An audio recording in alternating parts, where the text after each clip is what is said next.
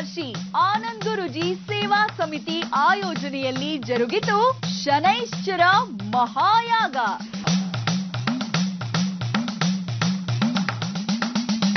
ಯಾಗಕ್ಕೆ ಸಾಕ್ಷಿಯಾದರು ಜನಸಾಗರ. ವೀಕ್ಷಿಸಿ ಶನೈಶ್ಚರ ಮಹಾಯಾಗ ಇದೇ ಶನಿವಾರ ಮಧ್ಯಾಹ್ನ 1 ಗಂಟೆಗೆ.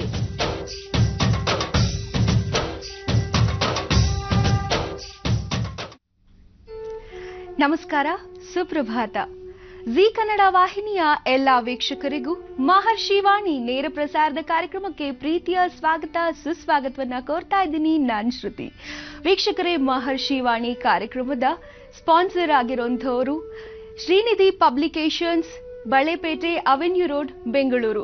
ವೀಕ್ಷಕರೇ, ಕಾರ್ಯಕ್ರಮವನ್ನ ಆರಂಭ ಮಾಡಿದಾಗಿದೆ. ಇನ್ನು ನಮ್ಮ ಜೀವನಕ್ಕೆ ಬೆಳಕನ್ನ ತೋರಿಸುವಂತಹ ಗುರುಗಳನ್ನ ಕಾರ್ಯಕ್ರಮಕ್ಕೆ ಸ್ವಾಗತಿಸೇ ಬಿಡೋಣ.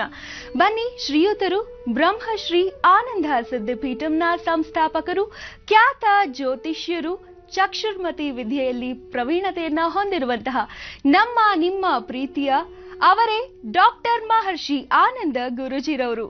ಗುರುಜಿ ನಮಸ್ಕಾರ. ಮಹರ್ಷಿ ವಾಣಿ ನೇರ ಪ್ರಸಾರದ ಕಾರ್ಯಕ್ರಮಕ್ಕೆ ಪ್ರೀತಿಯ ಸ್ವಾಗತ. ನಮಸ್ಕಾರ ತಾಯಿ. ವೀಕ್ಷಕರೇ, ಕಾರ್ಯಕ್ರಮವನ್ನ ಆರಂಭ ಮಾಡಿದ್ದಾಗಿದೆ. ಬನ್ನಿ ಈ ದಿನದ ವಿಶೇಷತೆಯನ್ನ ತಿಳಿಯೋಣ.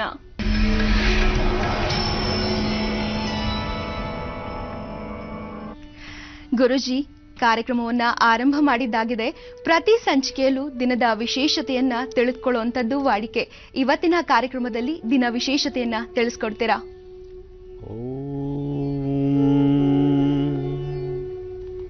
ಓಂ ನಮೋ ನಾರಾಯಣಾಯ. ಓಂ ನಮೋ ನಾರಾಯಣಾಯ. ಓಂ ನಮೋ ನಾರಾಯಣಾಯ. ನಾರಾಯಣನ ಮಂತ್ರದಿಂದ ಪ್ರಾರಂಭವಾಗ್ತಕ್ಕಂಥ ಈ ಒಂದು ಶುಭ ದಿನ ವಾರಶುದ್ಧಿ, ದಿನಶುದ್ಧಿ ಹಾಗೂ ಇವತ್ತಿನ ದಿವಸ ನಿನ್ನೆಯಷ್ಟೇ ಆದಂತಹ ಏಕಾದಶಿ, ಇವತ್ತು ದ್ವಾದಶಿ. ದ್ವಾದಶಿ ಅಂದರೆ ಬೆಳಗಿನ ಫಲಹಾರ. ಬೆಳಗ್ಗೆನೆ ಬಹಳ ಬೇಗ ಪ್ರಸಾದವನ್ನು ಊಟ ಮಾಡತಕ್ಕಂಥದ್ದು. ಇಡೀ ದಿನ ಉಪವಾಸವಿದ್ದು ಏಕಾದಶಿ ಉಪವಾಸ ಆದಂತಹ ಮಾರನೇ ದಿನ ಇವತ್ತು ದ್ವಾದಶಿ. ಬೆಳಗ್ಗೆನೆ ಅನ್ನ ಸಂತರ್ಪಣೆ ಊಟ ಆಗೋಗ್ಬಿಡುತ್ತೆ. ಹಾಗೆ ಇವತ್ತಿನ ದಿವಸ ಬಹಳ ವಿಶೇಷವಾದಂತಹ ದಿನವೇ. ಕಾರ್ತಿಕ ಮಾಸದಲ್ಲಿ ಬರ್ತಕ್ಕಂತಹ ಒಂದೊಂದು ದಿನವೂ ಬಹಳ ವಿಶೇಷವನ್ನು ಒಳಗೊಂಡಿರುತ್ತೆ. ಅಂತಹದ್ರಲ್ಲಿ ಇವತ್ತಿನ ದಿವಸ ಬುಧವಾರ, ಇದು ಮತ್ತಷ್ಟು ವಿಶೇಷ. ಆದರೆ ಇವತ್ತಿನ ದಿವಸ ತುಳಸಿಯನ್ನು ಹೆಚ್ಚು ಆರಾಧನೆ ಮಾಡಿ, ಮೊನ್ನೆಯಷ್ಟೇ ಕಿರುದೀಪಾವಳಿ ಆಯಿತು, ತುಳಸಿ ಹಬ್ಬ ಆಯಿತು. ತುಳಸಿ ಹಬ್ಬ ಆದರೂ ಸಹಿತ ಇವತ್ತಿನ ದಿವಸ ಮತ್ತಷ್ಟು ವಿಶೇಷವಾದಂಥ ರೀತಿ ಭಗವಂತನ ಆರಾಧನೆ ಮಾಡಲಿಕ್ಕೆ ಒಂದು ವಿಶೇಷವಾದಂಥ ದಿನ. ಆದರೆ ತುಳಸಿಯಿಂದ ಏನೆಲ್ಲ ಉಪಯೋಗಗಳಿದೆ? ತುಳಸಿಯಿಂದ ಉಪಯೋಗ ಇರತಕ್ಕಂಥದ್ದು, ತುಳಸಿಯ ಅನುಷ್ಠಾನವನ್ನು ಮಾಡತಕ್ಕಂಥದ್ದು. ನಮ್ಮ ಇಹಪರಗಳಲ್ಲಿ ನಮ್ಮ ಯಾವುದೇ ಒಂದು ಸಮಸ್ಯೆಗಳಾದರೂ, ದೇಹಕ್ಕೆ ಸಂಬಂಧಪಟ್ಟದ್ದಾಗಲಿ, ಮನಸ್ಸಿಗೆ ಸಂಬಂಧಪಟ್ಟದ್ದಾಗಲಿ, ಅಥವಾ ನಮ್ಮ ಆರ್ಥಿಕ ಪರಿಸ್ಥಿತಿಯನ್ನು ಅಭಿವೃದ್ಧಿಪಡಿಸ್ಕೊಳ್ಬೇಕಾದರೂ ಸಹಿತ ಬಹಳ ಚಿಕ್ಕದಾದಂತಹ, ಚೊಕ್ಕಟವಾದಂತಹ ಒಂದು ವಿಶೇಷವಾದಂತಹ ಅನುಷ್ಠಾನವಿದೆ. ಯಾಕೆಂದರೆ ಅನುಷ್ಠಾನಗಳಲ್ಲಿ ಸಾಕಷ್ಟು ವಿಧಿವಿಧಾನಗಳನ್ನು ನಾನು ತಿಳಿಸ್ತಾ ಬರ್ತಿದ್ದೇನೆ. ಆರ್ಥಿಕ ಪರಿಸ್ಥಿತಿಯನ್ನು ಅಭಿವೃದ್ಧಿಪಡಿಸ್ಕೊಳ್ಳಿಕ್ಕೆ, ಬಂದಂಥ ಸಂಕಷ್ಟಗಳನ್ನು ಹೊಡೆದೋಡಿಸ್ಲಿಕ್ಕೆ, ಮತ್ತು ಯಾವ ಒಂದು ಸಮಸ್ಯೆಗಳಾದರೂ ಸಹಿತ ಸಮಸ್ಯೆಗಳಿಗೆ ಸೂಕ್ತವಾದಂತಹ ಒಂದು ಪರಿಹಾರವನ್ನು ಹುಡುಕೊಳ್ಳುವಂತಹ ಒಂದು ವಿಶೇಷವಾಗಿರ್ತಕ್ಕಂಥ ಸ್ಥಾನವೇ ತುಳಸಿ ವೃಕ್ಷ. ಈ ತುಳಸಿ ಗಿಡ ಪ್ರತಿಯೊಬ್ಬರ ಮನೆ ಮುಂದೆಲ್ಲೂ ಇರುತ್ತೆ. ಆದರೆ ಅಂತಹದ್ದೇ ಆದಂತಹ ತುಳಸಿಯಿಂದ ಏನೆಲ್ಲ ಕಾರ್ಯಸಿದ್ಧಿ ಮಾಡ್ಕೊಳ್ಬಹುದು? ಆರೋಗ್ಯದಲ್ಲಿ ವ್ಯತ್ಯಾಸವ, ಹೊಟ್ಟೆಗೆ ಸಂಬಂಧಪಟ್ಟ ಸಮಸ್ಯೆ ಇರಲಿ, ಕಣ್ಣಿಗೆ ಬಂದ ಸಮಸ್ಯೆ ಇರಲಿ, ಅಲರ್ಜಿ ಸಮಸ್ಯೆ ಇರಲಿ, ಯಾವುದೇ ಒಂದು ಸಮಸ್ಯೆ ಆದರೂ ಸಹಿತ ಒಂದು ಬೇವಿನ ವೃಕ್ಷ ಮನೆ ಹತ್ರ ಇದ್ರೆ ಒಬ್ಬರು ಸರ್ಜನ್ನು, ಡಾಕ್ಟರ್ ಇದ್ದಂಗೆ ಅಂತ ಏನು ಹೇಳ್ತೀವೋ ಅದೇ ಪ್ರಕಾರವಾಗಿ ಒಂದು ತುಳಸಿ ಗಿಡ ಮನೆ ಹತ್ರ ಇದ್ದರೆ ಯಾವುದೇ ತಂತ್ರ ಮಂತ್ರ ಯಂತ್ರ ದೋಷಗಳು ಸಹಿತ ಹತ್ರ ಸುಳಿಯೋದಿಲ್ಲ. ಆದರೆ ಅದರದೇ ಆದಂತಹ ಕೆಲವು ಅನುಷ್ಠಾನಗಳಿದೆ. ಆ ಅನುಷ್ಠಾನಗಳನ್ನು ಮಾಡಿಕೊಳ್ಬೇಕು. ಯಾವೊಂದು ವಾಸ್ತುಗೃಹದಲ್ಲಿ ತಂತ್ರದೋಷದಿಂದ ನರಳುತ್ತಾ ಇದ್ದರೆ ನಿಮಗೆ ಗೊತ್ತಿದೆಯೋ ಗೊತ್ತಿಲ್ವೋ, ವಾಸ್ತುವಿನಲ್ಲಿ ಸಾಕಷ್ಟು ಸಮಸ್ಯೆಗಳ ಸೆರೆಮಾಲೆಯನ್ನು ಹೊತ್ತಿರ್ತೀರಿ. ಪ್ರತಿದಿನದ ಸಮಸ್ಯೆಯಿಂದ ಹೇಗೆ ಹೊರಗಡೆ ಬರಬೇಕು ಅಂತ ಆಲೋಚನೆ ಮಾಡಿ ಅದಕ್ಕೊಂದು ಸೂಕ್ತ ಪರಿಹಾರವನ್ನು ಕಾಣದಂತಹ ಪರಿಸ್ಥಿತಿಯಲ್ಲಿ ತಾವಿದ್ದೀರಿ. ಆದರೆ ಮನೆಯ ಮುಂದೆ ತುಳಸಿ ಗಿಡ ಇದೆ, ಅದನ್ನು ಪರಿಹಾರ ಮಾಡಿಕೊಳ್ತಕ್ಕಂತಹ ವಿಧಿವಿಧಾನ ನಿಮಗೆ ತಿಳಿತಾ ಇಲ್ಲ. ಆದರೆ ಇವತ್ತಿನ ನನ್ನ ಕಾರ್ಯಕ್ರಮದಲ್ಲಿ ತುಳಸಿ ಗಿಡ ಮನೆ ಮುಂಭಾಗ ಇದ್ದು ವಾಸ್ತುವಿನಲ್ಲಿ ತಂತ್ರಭಾಗದ ಸಮಸ್ಯೆ ಇದ್ದರೆ ಅಥವಾ ರೋಗ ರುಜಿನದ ಕಾಟವಿದ್ರೆ ತುಳಸಿ ಗಿಡದಿಂದ, ಆ ತುಳಸಿ ಎಲೆ ಇರಬಹುದು, ತುಳಸಿ ಕಡ್ಡಿ ಇರಬಹುದು, ತುಳಸಿ ಕಾಷ್ಟ ಇರಬಹುದು, ಆ ತುಳಸಿ ಗಿಡದ ಮಣ್ಣು ಮೃತ್ತಿಗೆ, ಆ ಮಣ್ಣಲ್ಲಿ ಶಕ್ತಿ ಇದೆ. ಸೂರ್ಯನಿಗೆ ಆ ಸೂರ್ಯ ರಶ್ಮಿ ಅಂತಕ್ಕಂಥದ್ದು ತುಳಸಿ ಗಿಡದ ಮೇಲೆ ಬಿದ್ದಾಗ ಅದರ ಚಿಗುರೋದು, ಅದನ್ನ ಅಭಿವೃದ್ಧಿಪಡಿಸೋದು, ಆ ಎಲೆಗಳಿಂದ ಬಂದಿರತಕ್ಕಂತಹ ಒಂದು ಒಳ್ಳೆಯ ಒಂದು ಸುವಾಸನೆ. ಮತ್ತು ತುಳಸಿ ಗಿಡದ ತೀರ್ಥ ಅಕಾಲ ಮೃತ್ಯುಹರಣಂ ಸರ್ವವ್ಯಾಧಿ ನಿವಾರಣಂ ಸಮಸ್ತ ದುರಿತೋಪಶಮನಂ ಶ್ರೀಂ ಅಂಬಾಂ ಪಾದೋದಕಂ ಪಾವನಂ ಶುಭಂ. ಯಾರೊಬ್ಬರು ಪ್ರತಿದಿನ ತುಳಸಿ ತೀರ್ಥವನ್ನು ತೆಗೆದುಕೊಳ್ತಾರೋ ಆ ತುಳಸಿ ತೀರ್ಥದಲ್ಲಿ ಅಷ್ಟು ಶಕ್ತಿ ಇರುತ್ತೆ. ಕಾರಣ ತುಳಸಿ ಎಲೆ ಮೇಲೆ ಬಿದ್ದಂತಹ ಇಬ್ಬನಿ, ಸೂರ್ಯನ ಕಿರಣಗಳು, ಅದರ ಮೇಲೆ ಒಂದು ಹನಿ ಜಲ, ಗಂಗಾಜಲವೋ ಅಥವಾ ಒಂದು ಹನಿ ಜಲ, ಆ ಜಲವನ್ನು ನಮ್ಮ ಅಂಗೈಯಲ್ಲಿ ಹಾಕ್ಕೊಂಡು, ಅಂಗೈಯಲ್ಲಿರ್ತಕ್ಕಂತಹ ಅಗ್ನಿ, ಪ್ರತಿಯೊಬ್ಬರ ಅಂಗೈಯಲ್ಲೂ ಅಗ್ನಿ ಇದ್ದಾನೆ. ಅಗ್ನಿ ಇರ್ತಕ್ಕಂಥ ಸ್ಥಳವಿದು. ಅಗ್ನಿ ಇರ್ತಕ್ಕಂಥ ಸ್ಥಳ ಮಧ್ಯಭಾಗದಲ್ಲಿರ್ತಕ್ಕಂಥ ಅಗ್ನಿ, ಈ ಸ್ಥಳದ ಮೇಲೆ ತುಳಸಿ ದಳದಿಂದ ಹೊರಬಿದ್ದಂತಹ ಒಂದು ಹನಿ ನೀರು, ಜಲ, ಆ ಜಲ ತೀರ್ಥವಾಗಿ ಜಲದಲ್ಲಿರ್ತಕ್ಕಂತಹ ಆ ಒಂದು ಹನಿ ಜಲದಲ್ಲಿರ್ತಕ್ಕಂತಹ ಲೋಪದೋಷಗಳನ್ನು, ಅದರೊಳಗಿರ್ತಕ್ಕಂಥ ದೋಷಗಳನ್ನು ದೂರ ಮಾಡಿ, ಅಂಗೈಯಲ್ಲಿರ್ತಕ್ಕಂತಹ ಅಗ್ನಿಯ ಮೇಲೆ ಬಿದ್ದಂತಹ ಹನಿ ಅದು ತೀರ್ಥವಾಗಿ ಮಾರ್ಪಡುತ್ತೆ. ಅದಕ್ಕೆ ಹೇಳೋದು, ಒಂದು ಹನಿ ತೀರ್ಥ ಜೀವನ ಉಳಿಸುತ್ತೆ, ಜೀವದಲ್ಲಿರ್ತಕ್ಕಂಥ ದೋಷಗಳನ್ನು ದೂರ ಮಾಡುತ್ತೆ. ಒಮ್ಮೆ ತುಳಸಿ ದರ್ಶನವನ್ನು ಮಾಡಿದ್ರೆ, ತುಳಸಿ ಪ್ರಾರ್ಥನೆಯನ್ನು ಮಾಡಿ, ತುಳಸಿ ತೀರ್ಥವನ್ನು ತೆಗೆದುಕೊಂಡ್ರೆ ಜೀವನ ಪಾವನವಾಗುತ್ತೆ ಅಂತ. ಅಂತಹದ್ದು ತುಳಸಿಯ ವಿಶೇಷವಾಗಿರ್ತಕ್ಕಂಥ ಅನುಷ್ಠಾನದ ಫಲಗಳನ್ನು ಇವತ್ತು ನಾನು ತಿಳಿಸ್ಕೊಡ್ತೇನೆ. ಗುರುಜಿ, ಸುಮಾರು ಎಷ್ಟು ಗಂಟೆಗೆ ಚಿತ್ರದುರ್ಗದಲ್ಲಿ ಹೊರಡ್ತಾ ಇದ್ದೀರಿ ತಾವು? ಚಿತ್ರದುರ್ಗದ ಕಾರ್ಯಕ್ರಮ ಬಹಳ ಅದ್ದೂರಿಯುತವಾದ್ದು. ದುರ್ಗಕ್ಕೆ ಹೊರಡೋದಂದ್ರೆ ಒಂಥರ ಬಹಳ ಸಂತಸ.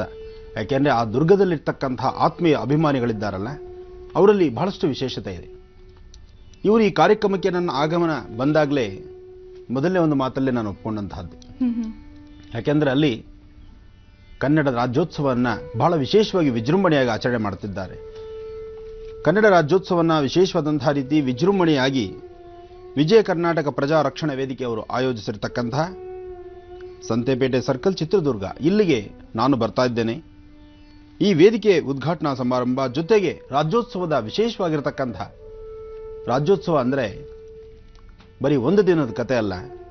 ಕನ್ನಡ ರಾಜ್ಯೋತ್ಸವ ವರ್ಷದ 365 ದಿವಸ ನಮ್ಮ ಕನ್ನಡ ದೇವತೆ ಭುವನೇಶ್ವರಿನ ನಾವು ಆರಾಧನೆ ಮಾಡಬೇಕು. ಅದರಿಂದ ರಾಜ್ಯೋತ್ಸವ ಈ ಬಾರಿ ಚಿತ್ರದುರ್ಗದಲ್ಲಿ ನಡೀತಾ ಇರತಕ್ಕಂಥದ್ದು ಬಹಳ ವಿಶೇಷ. ಇದಕ್ಕೆ ನಾನೂ ಬರ್ತಿದ್ದೇನೆ, ನೀವು ಬನ್ನಿ, ಎಲ್ಲರೂ ಸಹಿತ ಪಾಲ್ಗೊಳ್ಳೋಣ. ಅಲ್ಲಿ ಮಹರ್ಷಿ ಸಾಂತ್ವನ ಸಹಿತ ಇದೆ, ಮಹರ್ಷಿ ಸಾಂತ್ವನವೂ ಇದೆ.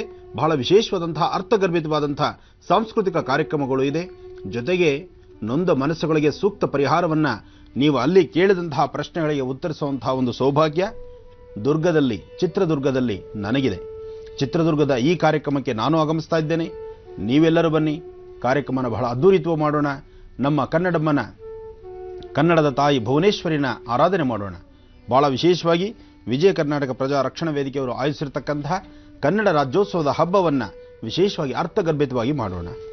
ವೀಕ್ಷಕರೇ, ನೋಡಿದ್ರಿ ಅಲ್ವಾ, ಗುರುಜಿಯವರು ಸಹ ಆಗಮಿಸ್ತಾ ಇದ್ದಾರೆ. ನೀವು ಕೂಡ ಬಂದು ಕನ್ನಡ ರಾಜ್ಯೋತ್ಸವವನ್ನ ಅದ್ದೂರಿಯಾಗಿ ಆಚರಣೆ ಮಾಡಿ ಅಂತ ಹೇಳ್ತಾ, ಗುರುಜಿ ಇದೀಗ ಪಂಚಾಂಗ ಶ್ರವಣವನ್ನ ಮಾಡೋಣವೇ? ಖಂಡಿತ ತಾಯಿ. ಓಂ ಸಹಸ್ರಜೀವೃಷ ಪುರುಷಃ ಸಹಸ್ರಾಕ್ಷ ಸಹಸ್ರಪಾದ್ ಸಭೂಮಿಂ ವಿಶ್ವದೋ ಋತ್ವಾ ಅತ್ಯತಿಷ್ಠದಶಾಂಗುಲಂ ಪುರುಷ ಏವೇದಗಂ ಸರ್ವಂ ಯದ್ಭೂತಂ ಯದ್ಭವ್ಯಂ ಉತಾಮೃತಸ್ತ್ವಸ್ತೇಷಾನಃ ಯದನ್ಹೇನಾತಿರೋಹತಿ ಏತಾವಾನಸ್ಯ ಮಹಿಮಾ ಅಧೋಧ್ಯಾಯಾಗುಚ್ಛಪೂರುಷಃ ಪಾದೋಸ್ಯ ವಿಶ್ವಾಭೂತಾನಿ ತ್ರಿಪಾದಸ್ಯಾರುಚಂಧಿವಿ ತ್ರಿಪಾದೋ ತ್ವದೈತ್ಪುರುಷಃ. ಓಂ ಶ್ರೀ ಮಹಾಗಣಾಧಿಪತಯೇ ನಮಃ. ಲಕ್ಷ್ಮೀನಾರಾಯಣಾಭ್ಯಾ ನಮಃ. ವಾಣಿ ವಿಶ್ವನಾಥಾಭ್ಯಾ ನಮಃ. ಶುಚಿ ಪುರಂದರಾಭ್ಯಾ ನಮಃ. ಅರುಂಧತಿ ವಸಿಷ್ಠಾಭ್ಯಾ ನಮಃ. ಸೀತಾರಾಮಾಭ್ಯಾ ನಮಃ. ಜಾನಕಿ ವಲ್ಲಭಾಯ ನಮಃ. ಶ್ರೀ ರಾಮಾನುಜ ಮಹಾಶಕ್ತಿರದೇವತಾಭ್ಯೋ ನಮಃ.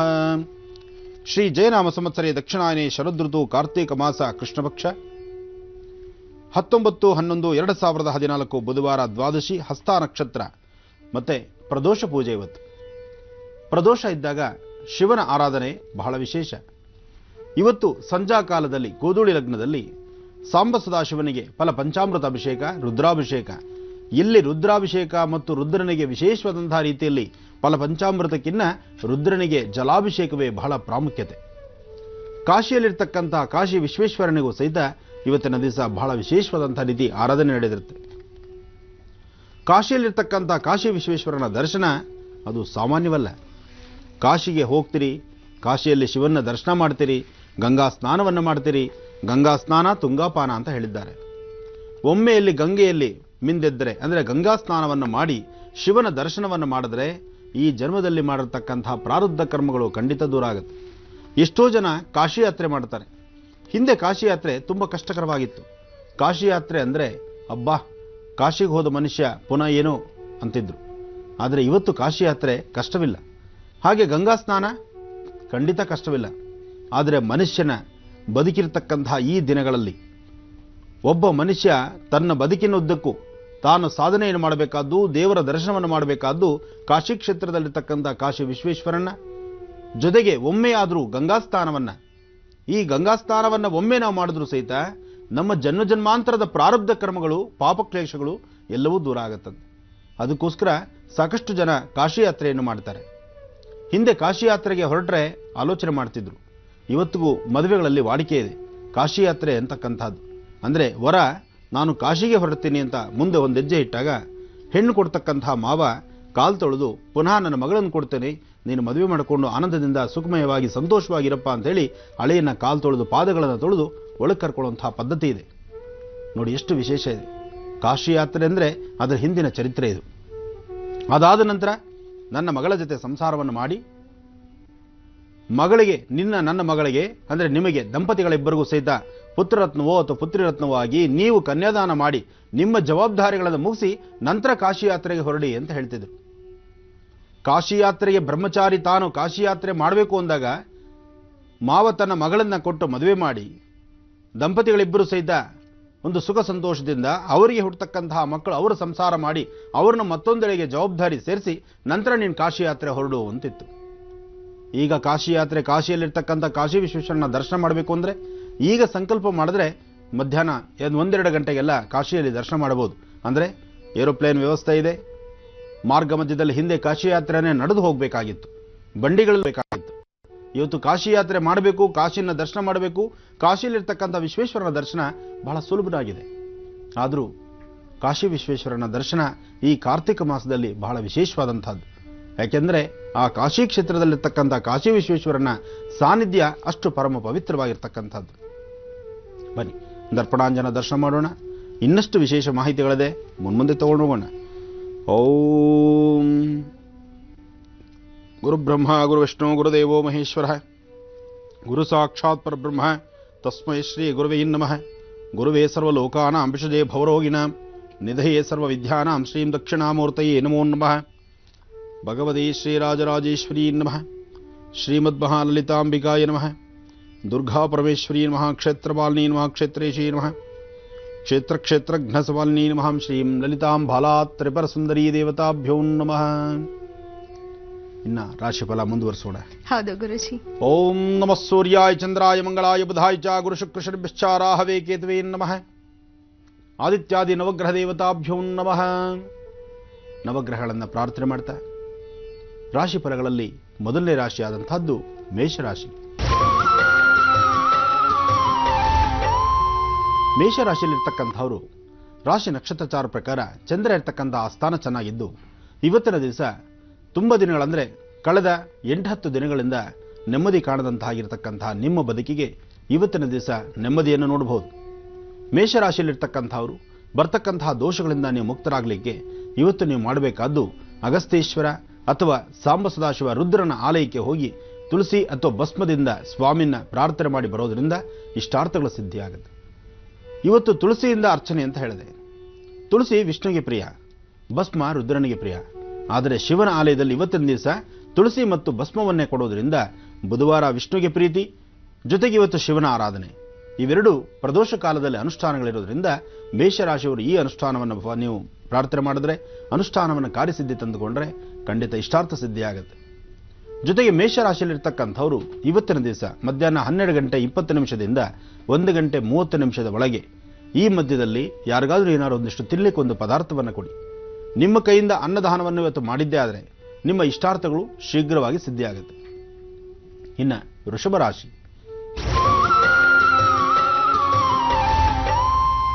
ವೃಷಭ ರಾಶಿಯಲ್ಲಿರ್ತಕ್ಕಂಥವ್ರು, ರಾಶಿ ನಕ್ಷತ್ರಚಾರ ಪ್ರಕಾರ ವೃಷಭ ರಾಶಿಯಲ್ಲಿರ್ತಕ್ಕಂಥವರಿಗೆ ನಿಮ್ಮ ಕೆಲಸಗಳಲ್ಲಿ ಸಾಕಷ್ಟು ಯಶಸ್ಸನ್ನು ಕಂಡು ಮನಸ್ಸನ್ನು ಶಾಂತಿಯಾಗಿಟ್ಕೊಂಡು ವಿಶೇಷವಾದಂತಹ ರೀತಿ ನಿಮ್ಮ ಕೆಲಸಗಳಲ್ಲಿ ಮತ್ತಷ್ಟು ಪಾಲ್ಗೊಳ್ಬಹುದು.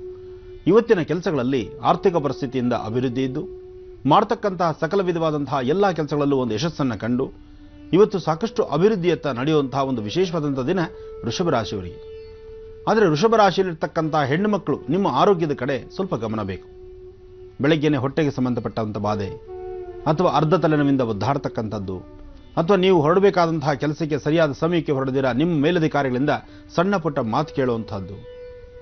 ಒಟ್ಟಾರೆ ವೃಷಭ ರಾಶಿಯಲ್ಲಿರ್ತಕ್ಕಂಥ ಹೆಣ್ಣು ಮಕ್ಕಳ ಮನಸ್ಥಿತಿ ಅಷ್ಟು ಸಮಂಜಸವಾಗಿರುವುದಿಲ್ಲ. ಇದನ್ನು ಸರಿಪಡಿಸ್ಕೊಳ್ಳೋದಕ್ಕಾಗಿ ನೀವು ಮಾಡಬೇಕಾದ್ದು ನಿಮ್ಮ ಮನೆ ದೇವರ ಅರ್ಚನೆ ಮಾಡತಕ್ಕಂತಹ ಕುಂಕುಮ ಪ್ರಸಾದವನ್ನು ಸ್ವಲ್ಪ ಹಣೆಗಿಟ್ಕೊಳ್ಳಿ. ಹೆಣ್ಣು ಮಕ್ಕಳ ಹಣೆಯಲ್ಲಿ ಸಾಧ್ಯವಾದಷ್ಟು ನೀವು ಎಂಥದೇ ಅಲಂಕಾರ ಮಾಡಿದ್ರೂ ಒಂದಿಷ್ಟು ಪುಡಿ ಕುಂಕುಮ ಇಟ್ಕೊಳ್ಬೇಕಾದ್ದು ಧರ್ಮ. ಅದಕ್ಕೋಸ್ಕರ ವೃಷಭ ರಾಶಿಯವರು ಪುಡಿ ಕುಂಕುಮವನ್ನು ಹಣೆಗಿಟ್ಕೊಳ್ಳೋದ್ರಿಂದ ಖಂಡಿತ ಸಾಕಷ್ಟು ಕೆಲಸಗಳನ್ನು ಸಿದ್ಧಿಪಡಿಸ್ಕೊಳ್ಬಹುದು. ಇನ್ನು ಮಿಥುನ ರಾಶಿ.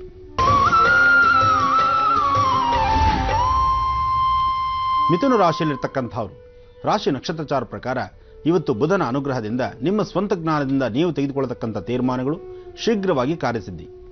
ಮಿಥುನ ರಾಶಿಯಲ್ಲಿರ್ತಕ್ಕಂಥವರು ಬೆಳಿಗ್ಗೆ ಮನೆಯಿಂದ ಆಚೆ ಹೊರಡುವಂಥ ಕಾಲದಲ್ಲಿ ಒಂದು ಚಿಟಿಕೆ ಹೆಸರು ಬೇಳೆ ಅಥವಾ ಹೆಸರು ಕಾಳನ್ನ ತೆಗೆದುಕೊಂಡು ಈಶಾನ್ಯ ಭಾಗದಲ್ಲಿ ನಿಂತು ದೃಷ್ಟಿ ತೆಗೆದು ಆಚೆ ಹಾಕೋದ್ರಿಂದ ಮತ್ತಷ್ಟು ಕಾರ್ಯಸಿದ್ಧಿ. ಜೊತೆಗೆ ನೀವು ಮಾಡಬೇಕಾದಂತಹ ಅನುಷ್ಠಾನಗಳನ್ನು ಇವತ್ತು ನಿಮ್ಮ ಮನೆದೇವರನ್ನ ಪ್ರಾರ್ಥನೆ ಮಾಡಿ ಲಕ್ಷ್ಮೀನಾರಾಯಣ ಅಥವಾ ಲಕ್ಷ್ಮೀ ವೆಂಕಟೇಶ್ವರ ಸ್ವಾಮಿನ ಆರಾಧನೆ ಮಾಡಿ. ಮಿಥುನ ರಾಶಿಯವರು ಇವತ್ತಿನ ಕೆಲಸಗಳಲ್ಲಿ ಸಾಕಷ್ಟು ಯಶಸ್ಸನ್ನು ಕಾಣ್ತೀರಿ. ಜೊತೆಗೆ ಇವತ್ತು ಸಂಜೆ 4ರಿಂದ 6 ಗಂಟೆ ಒಳಗೆ ಸ್ವಲ್ಪ ದೂರಭಾರ ಪ್ರಯಾಣ, ತೀರ್ಥಕ್ಷೇತ್ರದ ದರ್ಶನ ಅಥವಾ ಮಹತ್ತರವಾಗಿರ್ತಕ್ಕಂಥ ನಿಮ್ಮ ಪ್ರಾಂತ್ಯದ ಸುತ್ತಮುತ್ತ ಇರತಕ್ಕಂಥ ದೇವಾಲಯಕ್ಕೆ ಹೋಗಿ ಬರ್ತಕ್ಕಂಥದ್ದು ಅಥವಾ ಭಗವತ್ ಸಾನ್ನಿಧ್ಯದಲ್ಲಿ ಭಗವಂತನ ಪ್ರಾರ್ಥನೆ ಮಾಡತಕ್ಕಂಥದ್ದು, ಇಂತಹ ಒಂದು ಸೌಭಾಗ್ಯವನ್ನು ಮಿಥುನ ರಾಶಿಯವರು ನೋಡ್ತೀರಿ. ಜೊತೆಗೆ ಮಿಥುನ ರಾಶಿಯವರು ತುಳಸಿಯಿಂದ ವಿಷ್ಣು ಪಾದಗಳಿಗೆ ಅರ್ಪಣೆ ಮಾಡಿ ಭಗವಂತನ ಧ್ಯಾನ ಮಾಡೋದ್ರಿಂದ ಮತ್ತಷ್ಟು ಕಾರ್ಯಸಿದ್ಧಿ. ಇನ್ನು ವೀಕ್ಷಕರೇ, ನಿಮ್ಗೆ ತಿಳಿದಿದೆ ಅಲ್ವೇ, ಇದೇ 21 ನವೆಂಬರ್ ಶುಕ್ರವಾರ ನಮ್ಮ ಚಿತ್ರದುರ್ಗಕ್ಕೆ ಆಗಮಿಸ್ತಾ ಇದ್ದಾರೆ ಗುರೂಜಿಯವರು. ಹೌದು, ಅದ್ಧೂರಿಯಾಗಿ ಆಚರಣೆ ಮಾಡ್ತಾ ಇರುವಂತಹ ಕನ್ನಡ ರಾಜ್ಯೋತ್ಸವ ಸಮಾರಂಭಕ್ಕೆ ಆಗಮಿಸ್ತಾ ಇದ್ದಾರೆ. ವಿಜಯ ಕರ್ನಾಟಕ ಪ್ರಜಾ ರಕ್ಷಣಾ ವೇದಿಕೆಯ ವತಿಯಿಂದ ಆಯೋಜನೆ ಮಾಡಿದ್ದಾರೆ. ಇನ್ನು ಸ್ಥಳದ ಒಂದು ವಿಳಾಸವನ್ನ ನಾನು ಹೇಳ್ತಾ ಇದ್ದೀನಿ, ಬರ್ಕೊಳ್ಳಿ. ವಿಳಾಸ ಹಳೆ ಮಾಧ್ಯಮಿಕ ಶಾಲಾ ಆವರಣ, ಚಿತ್ರದುರ್ಗ. ಜೊತೆಗೆ ಗುರೂಜಿಯವರಿಗೆ ವೇದಿಕೆಯ ವತಿಯಿಂದ ಧಾರ್ಮಿಕ ರತ್ನ ಅಂತ ಬಿರುದನ್ನ ಕೂಡ ನೀಡಲಿದ್ದಾರೆ. ಈ ಒಂದು ಕಾರ್ಯಕ್ರಮವನ್ನ ತಾವ್ಯಾರು ಮಿಸ್ ಮಾಡ್ಕೋಬೇಡಿ ಅಂತ ಹೇಳ್ತಾ, ಗುರುಜಿ ಇದೀಗ ಸ್ವರದ ಜ್ಯೋತಿಷ್ಯವನ್ನ ನಾವು ಆರಂಭ ಮಾಡೋಣ. ವೀಕ್ಷಕರೇ, ನೀವು ಕೂಡ ಅಷ್ಟೇ ಇವತ್ತಿನ ಕಾರ್ಯಕ್ರಮಕ್ಕೆ ಕರೆ ಮಾಡಿ ಗುರುಜಿ ಅವರಿಂದ ಪರಿಹಾರವನ್ನ ತಿಳಿದುಕೊಳ್ಳೋಣ. ಇದೀಗ ಸ್ವರ ಜ್ಯೋತಿಷ್ಯ ವಿಭಾಗ.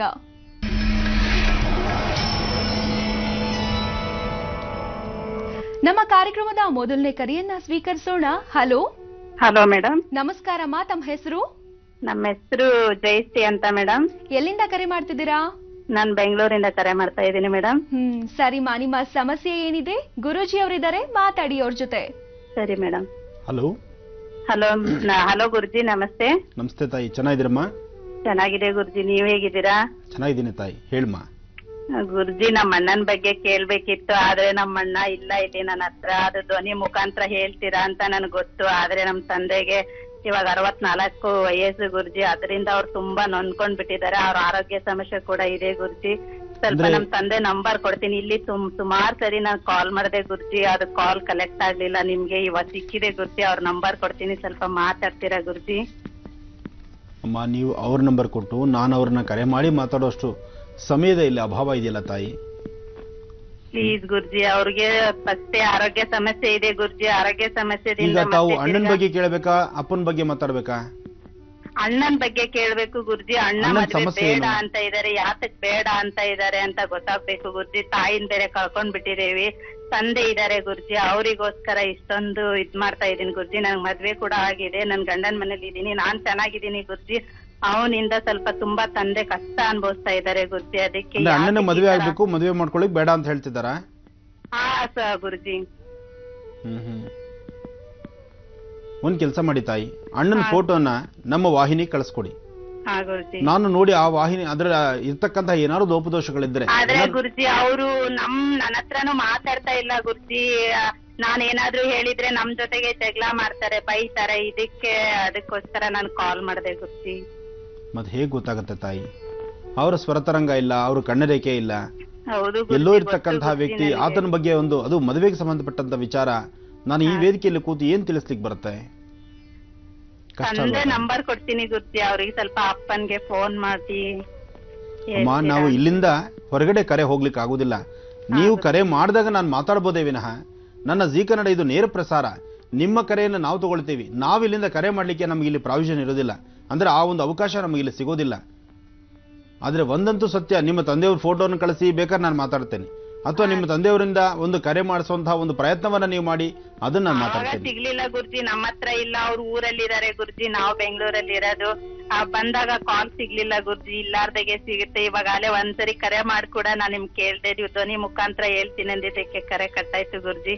ತಿರ್ಗಾ ಮತ್ತೆ ಕರೆ ಸಿಕ್ಕಿದೆ, ನನ್ನ ಅದೃಷ್ಟ ಗುರುಜಿ. ನಮ್ ತಂದೆಗೋಸ್ಕರ ನಾವ್ ಇಷ್ಟೊಂದು ಹೋರಾಡ್ತಾ ಇದೆ ಗುರುಜಿ. ಒಂದ್ ಕೆಲಸ ಮಾಡ್ತಾಯಿ, ನಿಮ್ ತಂದೆಯವ್ರ ಫೋಟೋ ಇದ್ರೆ ಕಳಿಸಿ ಅಮ್ಮ ನಮ್ಮ ವಾಹಿನಿಗೆ. ನಾನೇ ನೋಡಿ ನಿಮ್ಗೆ ಅದಕ್ಕೆ ಸೂಕ್ತವಾದಂತ ವಿಚಾರಗಳನ್ನು ತಿಳಿಸ್ತೇನೆ. ಮಾಡಮ್ಮ, ಒಳ್ಳೇದಾಗ್ಲಿ ತಾಯಿ. ಧನ್ಯವಾದಗಳು ಮಾ ಕರೆ ಮಾಡಿದ್ದಕ್ಕೆ. ನೀವು ನಿಮ್ಮ ತವರು ಎಲ್ಲರೂ ಕೂಡ ಒಳಿತಾಗ್ಲಿ, ನಿಮ್ಮೆಲ್ಲರೂ ಚೆನ್ನಾಗಿರ್ಲಿ ಅಂತ ನಾನು ಕೂಡ ಆಶಿಸ್ತಾ ಈಗ ಮತ್ತೊಂದು ಕರೆಯನ್ನ ನಾವು ಸ್ವೀಕರಿಸೋಣ. ಹಲೋ ಹಲೋ, ನಮಸ್ಕಾರ ವೀಕ್ಷಕರೇ. ನೀವು ಕರೆಯನ್ನ ಮಾಡುವಂತಹ ಸಂದರ್ಭದಲ್ಲಿ ಕೇವಲ ಒಬ್ಬರ ಬಗ್ಗೆ ಮಾತ್ರ ನಾವು ಮಾತನಾಡೋದಕ್ಕೆ ಸಾಧ್ಯವಾಗುತ್ತೆ, ಯಾಕೆಂದ್ರೆ ಇದು ನೇರ ಪ್ರಸಾರದ ಕಾರ್ಯಕ್ರಮ. ನಿಮ್ಮ ಸ್ವರ ತರಂಗದ ಆಧಾರದ ಮೇಲೆ ನಿಮ್ಮ ಜೀವನದಲ್ಲಿ ಇರುವಂತಹ ಸಮಸ್ಯೆಗಳಿಗೆ ಗುರೂಜಿಯವರು ಪರಿಹಾರವನ್ನ ತಿಳಿಸಲಿದ್ದಾರೆ. ಇದೀಗ ಮತ್ತೊಂದು ಕರೆ ಇದೆ, ಸ್ವೀಕರಿಸೋಣ. ಹಲೋ ಹಲೋ, ನಮಸ್ಕಾರಮ್ಮ. ನಮಸ್ಕಾರ. ತಮ್ಮ ಹೆಸರು? ಗುರೂಜಿ ಹತ್ರ ಮಾತಾಡ್ಬೇಕಿತ್ತು. ಖಂಡಿತ ಮಾತಾಡ್ಬೋದು. ನಿಮ್ಮ ಹೆಸರನ್ನ ಹೇಳಿ. ಯಶೋಧ. ಎಲ್ಲಿಂದ ಕರೆ ಮಾಡ್ತಿದ್ದೀರಿ? ಚಿಕ್ಕಬೆಂಗಳೂರಿಂದ. ಸರಿಮಾ, ನಿಮ್ಮ ಸಮಸ್ಯೆ ಏನಿದೆ? ಗುರೂಜಿ ಅವ್ರು ಕೂಡ ಇದ್ದಾರೆ, ಮಾತಾಡಿ ಅವ್ರ ಜೊತೆ. ಹಲೋ, ನಮಸ್ತೆ ಗುರೂಜಿ. ನಮಸ್ತೆ ತಾಯಿ. ತುಂಬಾ ಕಷ್ಟ ಗುರೂಜಿ, ನಾನಂತೂ ತುಂಬಾ ನೊಂದಿದ್ದೀನಿ ಬದುಕಲ್ಲಿ. ಏನಾಯ್ತಮ್ಮ? ತುಂಬಾ ಹಣಕಾಸಿಂದು ಸ್ವಾಮೀಜಿ. ಆರ್ಥಿಕ ಯಾರು ಇಲ್ಲ ಸ್ವಾಮೀಜಿ, ನಾನೊಬ್ಳೆ. ಅನ್ಕೊಳ್ಳೋಂಗಿಲ್ಲ ತಾಯಿ. ನಮ್ಮ ಪರಿಸರದಲ್ಲಿ ನಮ್ಮನ್ನ ಒಂದು ಅಗೋಚರವಾಗಿರ್ತಕ್ಕಂಥ ಶಕ್ತಿ ಕಾಪಾಡುತ್ತೆ. ಭಗವಂತ ನಮ್ಮೊಂದಿಗೆ ಇದ್ದಾನೆ, ಅವನ ಆಶೀರ್ವಾದದೊಂದಿಗೆ ನಾವು ಬದುಕ್ತಾ ಇದ್ದೀವಿ ಅಲ್ವಮ್ಮ? ನೀನ್ ಧೈರ್ಯ ತಂದ್ಕೋಬೇಕಮ್ಮ. ನಾನೊಬ್ಳೆ ಗುರೂಜಿ, ಮಗಳು ಒಬ್ಳೆ, ಮದ್ವೆ ಆಗಿದೆ, ನಾನೊಬ್ಳೆ ಇರೋದು. ಮಗಳು ಮದುವೆ ಮಾಡ್ಕೊಟ್ಟಿದ್ದೀರಿ, ಈಗ ತಾವು ಒಬ್ಬರಿದ್ದೀರಿ? ಹೌದು ಗುರೂಜಿ. ನಮ್ಮ ಯಜಮಾನ್ರು ಇಲ್ಲ ಗುರೂಜಿ, 13 ವರ್ಷ ಆಯ್ತು ತೀರ್ಕೊಂಡು. ಓಹೋ, ಆದ್ರೂ ಮಗಳ ಮದುವೆ ಯಾವಾಗ ಮಾಡಿದ್ರಿ? 2 ವರ್ಷ ಆಯ್ತು ಗುರುಜಿ. ಆದ್ರೂ ಒಂದು ದೊಡ್ಡ ಸಾಧನೆ ಮಾಡಿದಿರಲ್ಲಮ್ಮ. ಹೌದು ಗುರುಜಿ. ಒಂದು ಕನ್ಯಾದಾನ ಮಾಡ್ತಕ್ಕಂಥದ್ದು, ಒಂದು ಹೆಣ್ಮಗಳನ್ನ ಒಂದು ಮನೆ ಸೇರಿಸುವಂತಹದ್ದು ತುಂಬಾ ಕಷ್ಟಕರ. ಗಂಡು ಅದು ನಿಮ್ಮ ಮನೆಯವರು ಬೇರೆ ಇಲ್ಲ ಅಂತ ಹೇಳ್ತಿದ್ದೀರಿ, ಇಲ್ದಿರಾ ನೀವು ಮಾಡಿರೋ ಸಾಧನೆ ಇದೆಯಲ್ಲ, ಅದು ತುಂಬಾ ದೊಡ್ಡದು. ಚಿಂತೆ ಮಾಡಬೇಡಿ, ಭಗವಂತ ಖಂಡಿತ ಒಳ್ಳೇದು ಮಾಡ್ತಾನೆ. ಇಷ್ಟು ದೊಡ್ಡ ಕೆಲಸವನ್ನೇ ನಿಮ್ಮ ಕೈಲಿ ಮಾಡಿಸಿದ್ದಾನೆ ಅಂದ್ಮೇಲೆ ನಿಮ್ಮ ಜೀವನದಲ್ಲಿ ಬಂದೋದಕ್ಕಂಥ ಕಷ್ಟಗಳನ್ನ ಹೊಡೆದೋಡ್ಸಲ್ವಾ? ಖಂಡಿತ ಆಗತ್ತೆ. ಆದ್ರೆ ನಮ್ಮ ಪ್ರಾರಬ್ಧ ಕರ್ಮಗಳು ಸ್ವಲ್ಪ ಇರುತ್ತಲ್ಲ ತಾಯಿ, ಅದರಿಂದ ಈ ನೋವು ನಾವು ಅನುಭವಿಸ್ತಾ ಇರ್ತೀವಿ.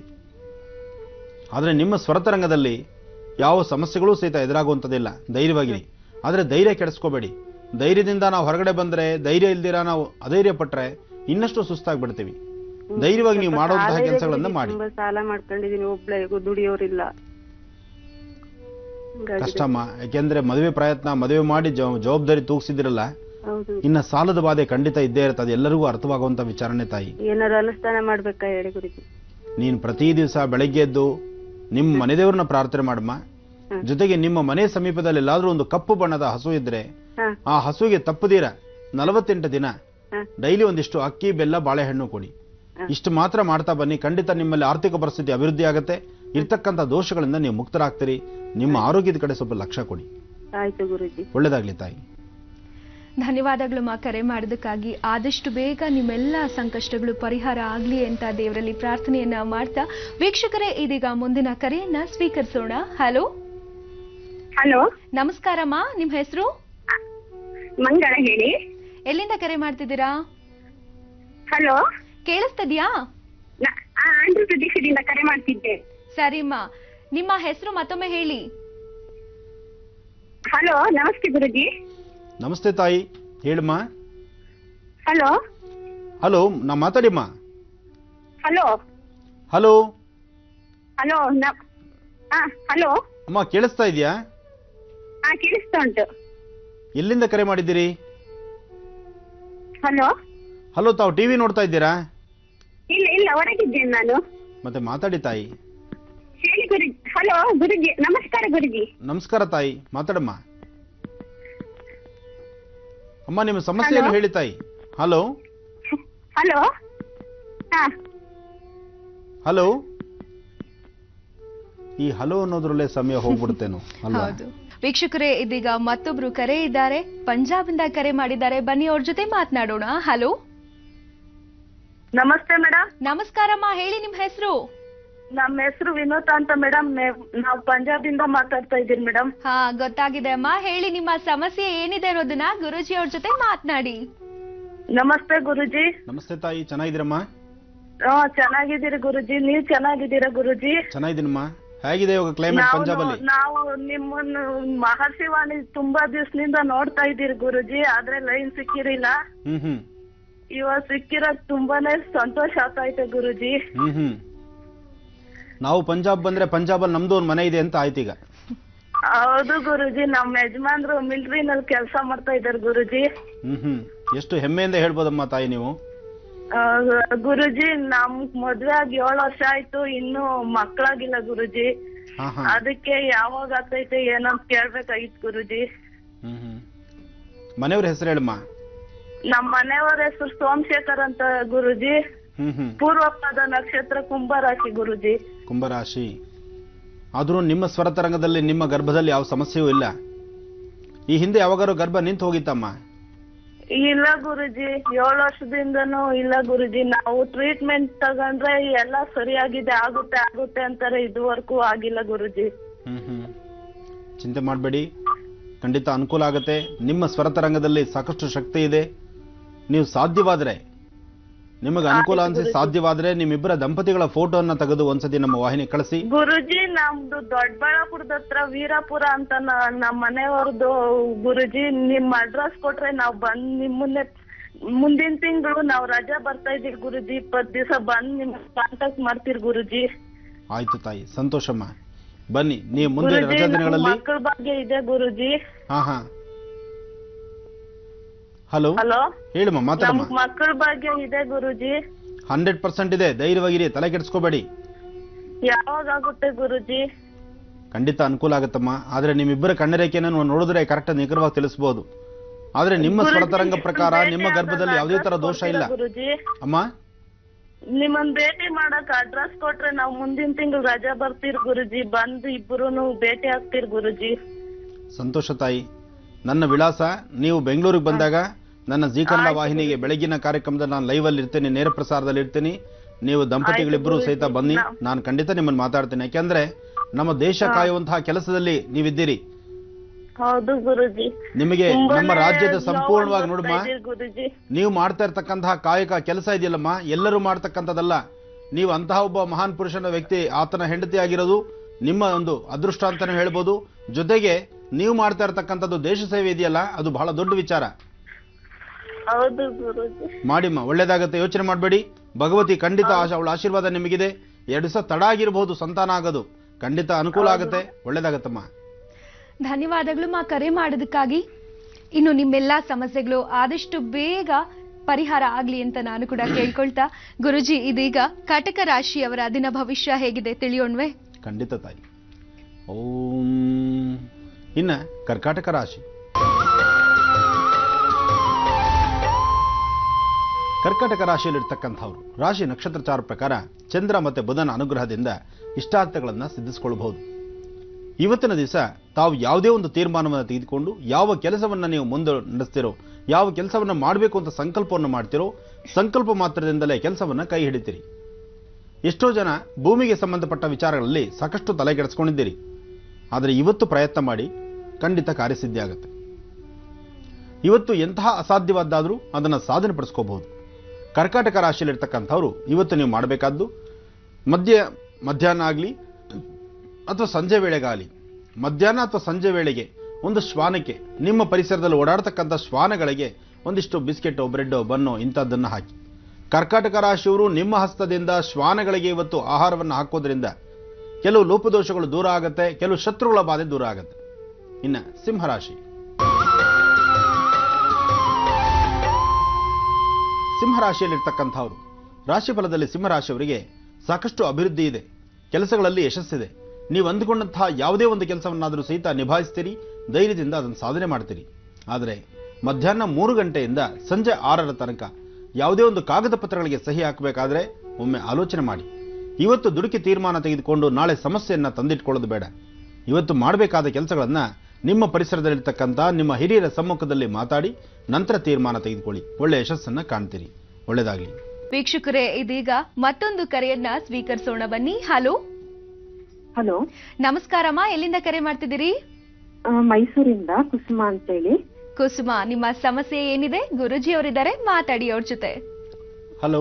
ಹಲೋ, ನಮಸ್ತೆ ಗುರುಜಿ. ನಮಸ್ತೆ ತಾಯಿ, ಚೆನ್ನಾಗಿದ್ದೀರಮ್ಮ? ನನ್ನ ಹೆಸರು ಕುಸುಮ ಅಂತೇಳಿ, ಮೈಸೂರಿಂದ. ಹೇಳಮ್ಮ. ನನ್ನ ಮದ್ವೆ ಬಗ್ಗೆ ಕೇಳ್ಬೇಕಿತ್ತು ಗುರುಜಿ. ಪ್ರಯತ್ನ ಪಡ್ತಿದೀವಿ, ಎಲ್ಲೂ ಒಳ್ಳೆ ಕಡೆ ಬರ್ತಾ ಇಲ್ಲ. ಯಾವಾಗ ಆಗುತ್ತೆ, ಒಳ್ಳೆ ಕಡೆ ಆಗುತ್ತಾ ಅಂತ ಕೇಳ್ಬೇಕಿತ್ತು ಗುರು. ಖಂಡಿತ ಒಳ್ಳೇದಾಗತ್ತಮ್ಮ. ಆದರೆ ಒಂದು ಚಿಕ್ಕ ಅನುಷ್ಠಾನವನ್ನು ಮಾಡಿ ತಾವು. ಯಾಕೆಂದ್ರೆ ನಿಮ್ಮ ಜಾತಕದಲ್ಲಿ ಇಲ್ಲಿವರೆಗೂ ನಿಮ್ಮ ಸ್ವರತರಂಗ ಪ್ರಕಾರ ಯಾವುದೇ ಒಂದು ಕೆಲಸ ಕಾರ್ಯಗಳು ಸಹಿತ ಪರಿಪೂರ್ತಿ ಆಗ್ತಾ ಇಲ್ಲ.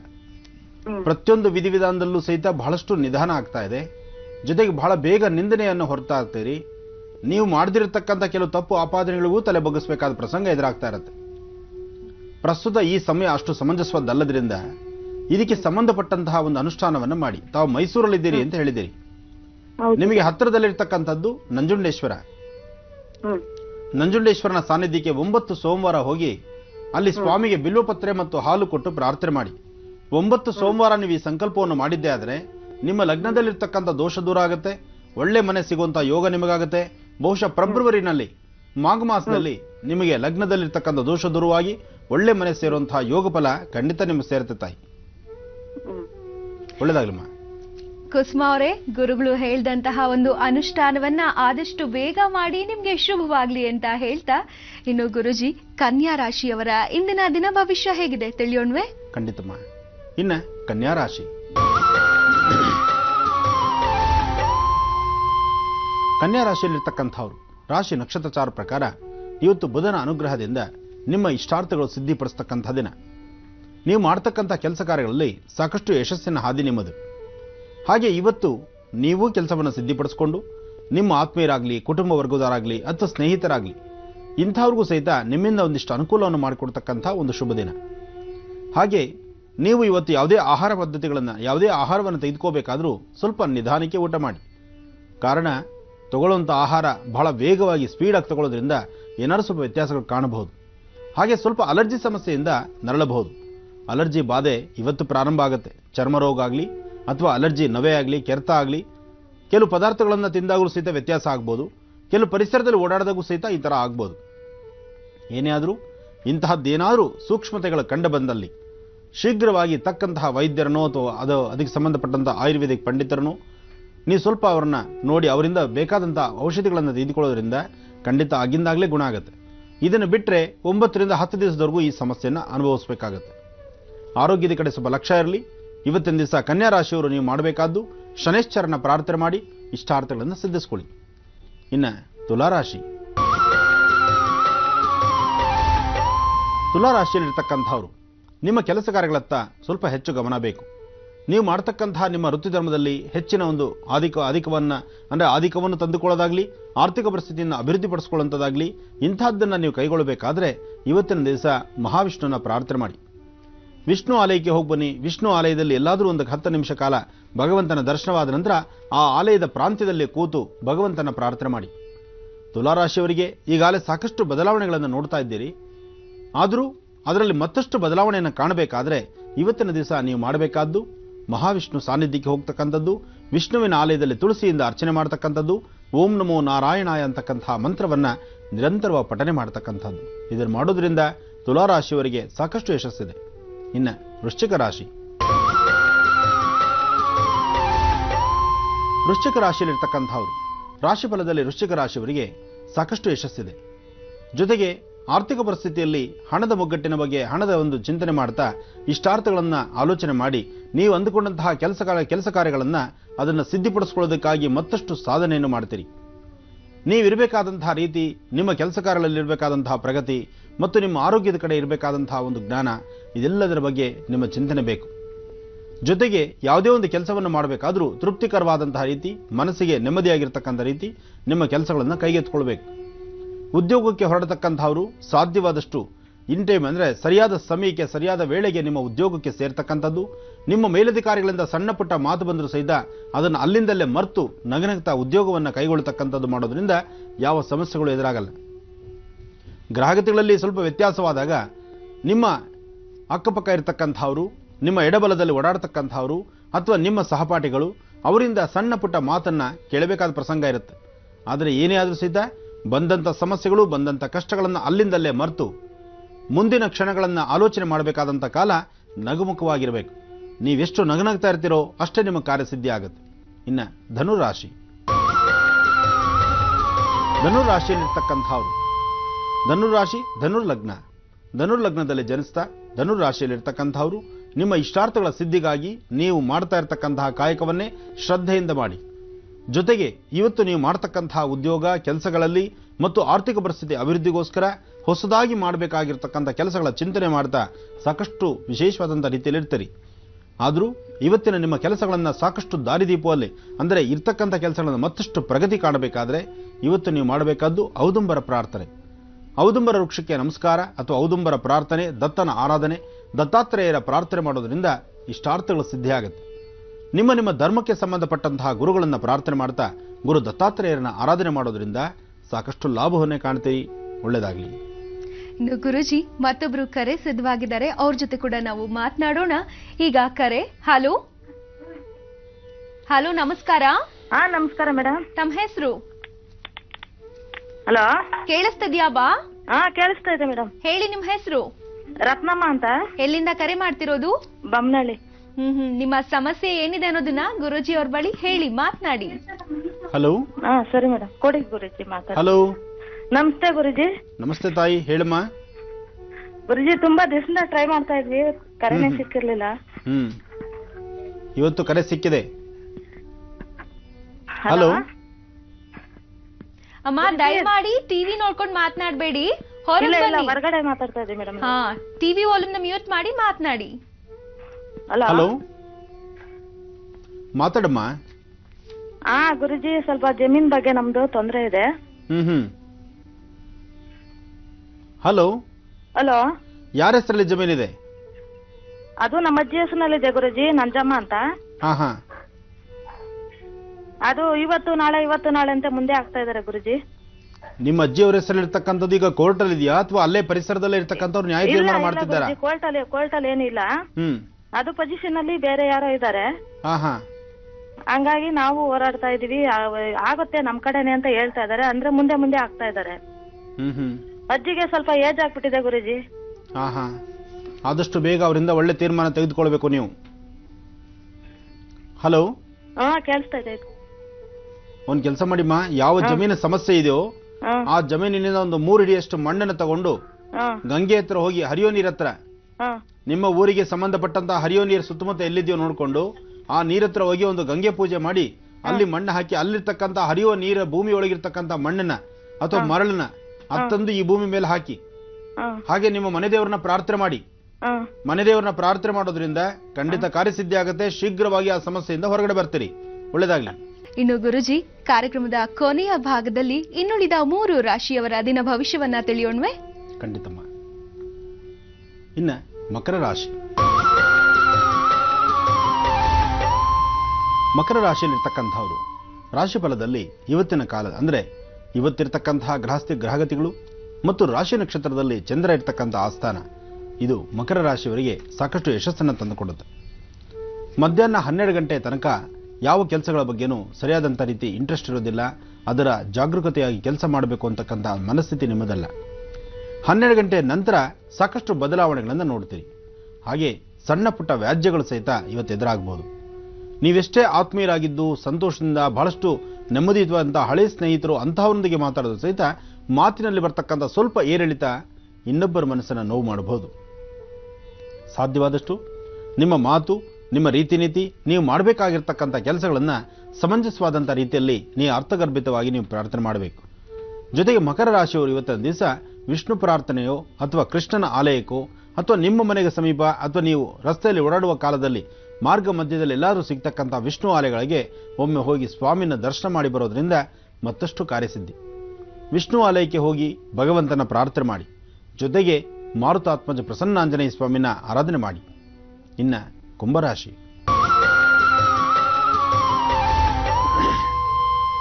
ಕುಂಭರಾಶಿಯಲ್ಲಿರ್ತಕ್ಕಂಥವರು ರಾಶಿ ಫಲದಲ್ಲಿ ಕುಂಭರಾಶಿಯವರಿಗೆ ಸಾಕಷ್ಟು ಯಶಸ್ಸಿದೆ. ಹಾಗೆ ಸಮಸ್ಯೆಗಳ ಸೆರಮಾಲೆಯೂ ಇದೆ. ಯಾವ ಕೆಲಸವನ್ನಾದರೂ ಸಹಿತ ತೃಪ್ತಿಕರವಾದಂಥ ರೀತಿ ಸರಿಯಾದಂಥ ಮಾರ್ಗದರ್ಶನದಿಂದ ನೀವು ಮಾಡಲಿಕ್ಕೂ ಕಷ್ಟಕರವಾಗಿರ್ಬೋದು. ಇವತ್ತು ಯಾವುದೇ ಒಂದು ಕೆಲಸದಲ್ಲಾದರೂ ಅಭಿವೃದ್ಧಿಯನ್ನು ಕಾಣದಿರ ಒಂದು ಪರಿಸ್ಥಿತಿ ಸಾಕಷ್ಟು ಸಮಸ್ಯೆಯಲ್ಲಿರಬಹುದು. ಕುಂಭರಾಶಿಯಲ್ಲಿರ್ತಕ್ಕಂಥವರು ಆರೋಗ್ಯದ ಬಗ್ಗೆ ಕಾಳಜಿ ವಹಿಸಿಕೊಂಡು ಮಾಡಬೇಕಾದ ಕೆಲಸ ಕಾರ್ಯಗಳನ್ನು ಅಚ್ಚುಕಟ್ಟಾಗಿ ಮಾಡಿ ಜವಾಬ್ದಾರಿಯುತವಾದಂತಹ ಕೆಲಸವನ್ನು ನಿರ್ವಹಿಸಿದ್ದೇ ಆದರೆ ಇಷ್ಟಾರ್ಥಗಳನ್ನು ಸಿದ್ಧಿಪಡಿಸ್ಕೊಳ್ತೀರಿ.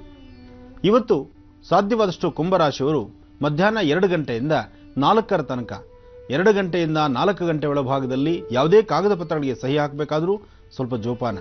ಇವತ್ತಿನ ದಿನ ಅಷ್ಟು ಸಮಂಜಸವಾದ್ದಲ್ಲ. ಅದರಿಂದ ಇವತ್ತು ಶನೈಶ್ಚರನ ಪ್ರಾರ್ಥನೆಯನ್ನು ಮಾಡಿ, ಶನ್ನೋ ದೇವಿ ರಭಿಷ್ಟಯ ಆಪೋ ಭವಂತ ಪೀತಯಂ ಶಯ್ಯೋ ರಭಿಷ್ಟವಂತರಃ ಶನೈಶ್ಚರಾಯ ನಮಃ. ಈ ಪ್ರಕಾರವಾಗಿ ಶನೈಶ್ಚರ ಮಂತ್ರವನ್ನು ನೀವು ಪಠನೆ ಮಾಡೋದ್ರಿಂದ ಸಾಕಷ್ಟು ಯಶಸ್ಸನ್ನೇ ಕಾಣ್ತೀರಿ. ಇನ್ನು ಕಡೇ ರಾಶಿ ಮೀನರಾಶಿ. ಮೀನರಾಶಿಯಲ್ಲಿರ್ತಕ್ಕಂಥವರು ರಾಶಿ ಫಲದಲ್ಲಿ ಮೀನರಾಶಿಯವರಿಗೆ ಸಾಕಷ್ಟು ಯಶಸ್ಸಿದೆ. ಕೆಲಸ ಕಾರ್ಯಗಳನ್ನು ಸಿದ್ಧಿಪಡಿಸಿಕೊಡ್ತಕ್ಕಂಥ ದಿನ. ಮನಸ್ಸಿಗೆ ಸಂತಸ, ಉಲ್ಲಾಸ ಮತ್ತು ವಿಶೇಷವಾದಂಥ ರೀತಿ ಹೊಸದಾದಂತಹ ಸ್ಥಳಗಳನ್ನು ನೋಡತಕ್ಕಂಥದ್ದು ಅಥವಾ ತೀರ್ಥಕ್ಷೇತ್ರ ದರ್ಶನ ಮಾಡತಕ್ಕಂಥದ್ದು, ಹೊಸ ವ್ಯಕ್ತಿಗಳ ಪರಿಚಯ ಮಾಡಿಕೊಳ್ತಕ್ಕಂಥದ್ದು. ಒಟ್ಟಾರೆ ಇವತ್ತಿನ ದಿವಸ ಸಾಕಷ್ಟು ಯೋಗ ಮತ್ತು ಯೋಗ್ಯವಾದಂತಹ ಫಲಗಳನ್ನು ನೋಡ್ತೀರಿ. ಇವತ್ತು ನಿಮ್ಮ ಇಷ್ಟಾರ್ಥಗಳನ್ನು ಸಿದ್ಧಿಪಡಿಸಿಕೊಳ್ಳೋದಕ್ಕೋಸ್ಕರ ನಿಮ್ಮ ಪ್ರಾಂತ್ಯದಲ್ಲಿ ಅಥವಾ ಯಾವುದೋ ಒಂದು ತೀರ್ಥಕ್ಷೇತ್ರದ ಒಂದು ವಿಶೇಷವಾಗಿರ್ತಕ್ಕಂತಹ ದೈವ ಸಾನ್ನಿಧ್ಯಕ್ಕೆ ಹೋಗಿ ಭಗವಂತನ ಪ್ರಾರ್ಥನೆ ಮಾಡತಕ್ಕಂತಹ ಒಂದು ಯೋಗಫಲ ನಿಮ್ಮ ರಾಶಿಯವರಿಗಿದೆ. ನಿಮ್ಮ ರಾಶಿಯವರು ಇವತ್ತು ಕಂದ ಬಣ್ಣದ ಗೋವನ್ನು ಮುಟ್ಟಿ ನಮಸ್ಕಾರ ಮಾಡೋದ್ರಿಂದ ಮತ್ತಷ್ಟು ಕಾರ್ಯಸಿದ್ಧಿ ಪಡಿತೀರಿ. ಒಳ್ಳೆಯದಾಗಲಿ. ನೋಡಿದ್ರಲ್ಲ ವೀಕ್ಷಕರೇ, ಕೊನೆಯ 3 ರಾಶಿಯವರ ದಿನ ಭವಿಷ್ಯ ಹೇಗಿದೆ ಅನ್ನೋದನ್ನ ತಿಳ್ಕೊಂಡಿದ್ದಾಯ್ತು. ಇದೀಗ ಮತ್ತೊಂದು ಕರೆ ಸಿದ್ಧವಾಗಿದೆ, ಬನ್ನಿ ಮಾತನಾಡೋಣ. ಹಲೋ ಹಲೋ, ನಮಸ್ಕಾರ. ನಮಸ್ಕಾರ. ತಮ್ಮ ಹೆಸರು ಮಾ? ತನುಜಾ ಅಂತ. ಎಲ್ಲಿಂದ ಕರೆ ಮಾಡ್ತಿದ್ದೀರಿ? ಅರಸೀಕೆರೆ. ಗುರುಜಿ ಅವರಿದ್ದಾರೆ, ಮಾತಾಡಿ ಅವ್ರ ಜೊತೆ. ಹಲೋ. ನಮಸ್ತೆ ಗುರುಜಿ. ನಮಸ್ತೆ ತಾಯಿ, ಚೆನ್ನಾಗಿದ್ದೀರಮ್ಮ? ಚೆನ್ನಾಗಿದ್ದೀವಿ ಗುರುಜಿ. ಹೇಳಮ್ಮ. ಗುರುಜಿ, ನನ್ಗೆ 4 ವರ್ಷದಿಂದ ಮಕ್ಕಳಿರ್ಲಿಲ್ಲ. 2 ಟೈಮ್ಸ್ ಆಗಿ ಫೇಲ್ಯೂರ್ ಆಗಿತ್ತು. ಈ 3rd ಟೈಮ್ ಸಕ್ಸಸ್ ಆಗಿದೆ. ಟ್ವಿನ್ಸ್ ಬೇಬಿ ಅಂತ ಹೇಳಿದ್ದಾರೆ ಗುರುಜಿ. ತುಂಬಾ ಸಂತೋಷಮ್ಮ. ಹೇಳ್ತಾಯಿ. ಹಲೋ. ಹೇಳಮ್ಮ, ಮಾತಾಡಮ್ಮ. ಈಗ 2.5 ಮಂತ್ ಆಗಿದೆ ಗುರುಜಿ. ಅದು ಒಂದೇ ಸ್ಯಾಕಲ್ಲಿ ಒಂದೇ ಪ್ಲಾಸೆಂಟಾದಲ್ಲಿ 2 ಬೇಬಿಸ್ ಇದೆ ಗುರುಜಿ. ಅದು ಫ್ರೀ ಟರ್ಮ್ ಆಗೋ ಚಾನ್ಸಸ್ ಇದೆ ಅಂತ ಹೇಳ್ತಾರೆ. ಮುಂದೆ ಏನಾದ್ರು ತೊಂದರೆ ಆಗುತ್ತಾ ಮಕ್ಕಳಿಗೆ ಅಂತ ಗುರುಜಿ? ಏನು ಆಗಲ್ಲ ತಾಯಿ, ಧೈರ್ಯವಾಗಿರಮ್ಮ. ಭಗವಂತ ನಿಮಗೆ ಇವಾಗ ಕಣ್ ತೆಗೆದು ನೋಡಿದ್ದಾನೆ. ನಿಮ್ಮ ಗರ್ಭದಲ್ಲೂ ಸಹಿತ ಒಂದು ಒಳ್ಳೆ ಮಗುವಿನ ಜನ್ಮ ಆಗುತ್ತೆ, ತಲೆ ಕೆಡಿಸ್ಕೊಳ್ಳೋ ಅವಶ್ಯಕತೆ ಇಲ್ಲ. ಮೊದಲನೇದು 2 ಫೈಲೂರ್ ಅಂದಿದ್ದೀರಿ, ಇದು ನಿಂತಿದೆ, ಗರ್ಭ ನಿಂತು ಅದನ್ನ ಚೆನ್ನಾಗಿ ಆರೋಗ್ಯಕರವಾಗಿ ನೋಡ್ಕೊಳ್ಳಿ. ಸೂಕ್ತವಾದಂತಹ ವೈದ್ಯರ ಸಲಹೆ ತೆಗೆದುಕೊಳ್ಳಿ. ಈಗ ಸಾಧ್ಯವಾದಷ್ಟು ಬೆಂಗಳೂರಿಗೆ ಹೋಗಿ ನೋಡ್ಕೊ ಬಂದ್ವಿ ಗುರುಜಿ, ಎಲ್ಲ ಚೆನ್ನಾಗಿದೆ ಅಂತ ಹೇಳಿದ್ದಾರೆ. ಮತ್ತೆ ಧೈರ್ಯವಾಗಿರಿ. ಇನ್ನೊಂದು, ಅದನ್ನೇ ತಲೆಯಲ್ಲಿ ಇಟ್ಕೊಂಡಿರ್ಬೇಡಿ, ಮನಸ್ಸಲ್ಲಿ ನೋಡಿ. ಈ ಭಯದ ವಾತಾವರಣ ನಿಮ್ಮ ತಲೆಯಲ್ಲಿತ್ತು ಅಂದ್ರೆ ನೀವು ಹಾಕೋ ಒಂದೊಂದು ಹೆಜ್ಜೆನೂ ಸಹಿತ ಬಹಳ ಭಯದಲ್ಲಿರ್ತೀರಿ, ವ್ಯತ್ಯಾಸ ಮಾಡ್ಕೊಂಡ್ಬಿಡ್ತೀರಿ. ನೋಡಿ ತಾಯಿ, ಎಲ್ಲರಂತೆ ನೀವು ನೆಮ್ಮದಿಯಾಗಿರಿ, ಧೈರ್ಯವಾಗಿರಿ. ನೀವು ನಂಬಿರ್ತಕ್ಕಂತಹ ದೈವದ ಸಂಕಲ್ಪ ನಿಮಗಿದೆ, ಭಗವಂತನ ಆಶೀರ್ವಾದ ನಿಮಗಿದೆ. ನೀವು ಅಧೈರ್ಯ ಪಡೋದ್ರಿಂದ ಇಲ್ಲದ ರೀತಿ ಸುಸ್ತಾಗ್ಬಿಡ್ತೀರಿ. ಏನು ಚಿಂತೆ ಮಾಡಬೇಡಿ. ಭಗವಂತ ಇಷ್ಟೇ ಮಾಡಿದವನು ಮುಂದೆ ಅಷ್ಟಾಗೋದಿಲ್ವಾ ತಾಯಿ? ಎಲ್ಲ ಒಳ್ಳೇದಾಗತ್ತೆ. ಆದರೂ ನಿಮ್ಮ ಸ್ವರತರಂಗದಲ್ಲಿ ಸಾಕಷ್ಟು ಯಶಸ್ಸಿದೆ. ನೀವು ಭಯ ಬೀಳೋ ಅವಶ್ಯಕತೆ ಇಲ್ಲ. ಹ್ಯಾಪಿಯಾಗಿರಿ. ಈ ಸತಿ ಸಂತಾನ ಬಹಳ ಆನಂದವಾಗುತ್ತೆ. ಏನು ತಲೆ ಕೆಡಿಸ್ಕೊಳ್ಳೋದು ಬೇಡ. ಒಳ್ಳೇದಾಗುತ್ತೆ ಅಮ್ಮ, ಏನು ತೊಂದರೆ ಆಗಲ್ಲ ತಾಯಿ. ನಿಮ್ಮ ಸ್ವರತರಂಗದಲ್ಲಿ ಸಾಕಷ್ಟು ಯಶಸ್ಸಿದೆ. ನಿಮ್ಮ ಮನೆ ದೇವರ ಪ್ರಾರ್ಥನೆ ಮಾಡಿ, ನಿಮ್ಮ ಧರ್ಮದ ಗುರುಗಳನ್ನ ಪ್ರಾರ್ಥನೆ ಮಾಡಿ, ಗುರುಗಳ ಆಶೀರ್ವಾದ ತೆಗೆದುಕೊಳ್ಳಿ, ಖಂಡಿತ ಕಾರ್ಯಸಿದ್ಧಿ ಆಗುತ್ತೆ. ಒಳ್ಳೆದಾಗ್ಲಿ ತಾಯಿ. ಇನ್ನು ವೀಕ್ಷಕರೇ, ನಿಮ್ಗೆ ತಿಳಿದಿದೆ ಅಲ್ವಾ, ವಿಜಯ ಕರ್ನಾಟಕ ಪ್ರಜಾ ರಕ್ಷಣಾ ವೇದಿಕೆಯ ವತಿಯಿಂದ ನಮ್ಮ ಅದ್ದೂರಿ ಕನ್ನಡ ರಾಜ್ಯೋತ್ಸವದ ಒಂದು ಆಚರಣೆಯನ್ನ ಮಾಡ್ತಾ ಇದ್ದಾರೆ. ಇದೇ 21 ಶುಕ್ರವಾರದಂದು ಚಿತ್ರದುರ್ಗದಲ್ಲಿ. ಇನ್ನು ವಿಳಾಸವನ್ನ ಹೇಳ್ತಾ ಇದ್ದೀನಿ, ಮತ್ತೊಮ್ಮೆ ಬರ್ಕೊಡಿ. ಹಳೆ ಮಾಧ್ಯಮಿಕ ಶಾಲಾ ಆವರಣ, ಸಂತೆಪೇಟೆ ಸರ್ಕಲ್ ನಲ್ಲಿ ಚಿತ್ರದುರ್ಗದಲ್ಲಿ ನಡೀತಾ ಇರುವಂತದ್ದು ಈ ಒಂದು ಕಾರ್ಯಕ್ರಮದಲ್ಲಿ ಗುರೂಜಿರವರಿಗೆ ಧಾರ್ಮಿಕ ರತ್ನ ಅಂತ ಬಿರುದನ್ನ ಕೂಡ ನೀಡ್ತಾ ಇದ್ದಾರೆ. ತಪ್ಪದೆ ಈ ಕಾರ್ಯಕ್ರಮದಲ್ಲಿ ತಾವೆಲ್ಲರೂ ಭಾಗಿಗಳಾಗಿ ಅಂತ ನಾನು ಹೇಳ್ತಾ ಇದ್ದೀನಿ. ಅದರ ಜೊತೆಗೆ ಶನೈಶ್ಚರ ಮಹಾಯಾಗಕ್ಕೆ ಯಾರೆಲ್ಲ ಬರೋದಕ್ಕೆ ಸಾಧ್ಯವಾಗ್ಲಿಲ್ಲ ಅವ್ರು ಯಾರು ಕೂಡ ಬೇಜಾರು ಮಾಡ್ಕೊಳ್ಳೋ ಹಾಗೆ ಇಲ್ಲ.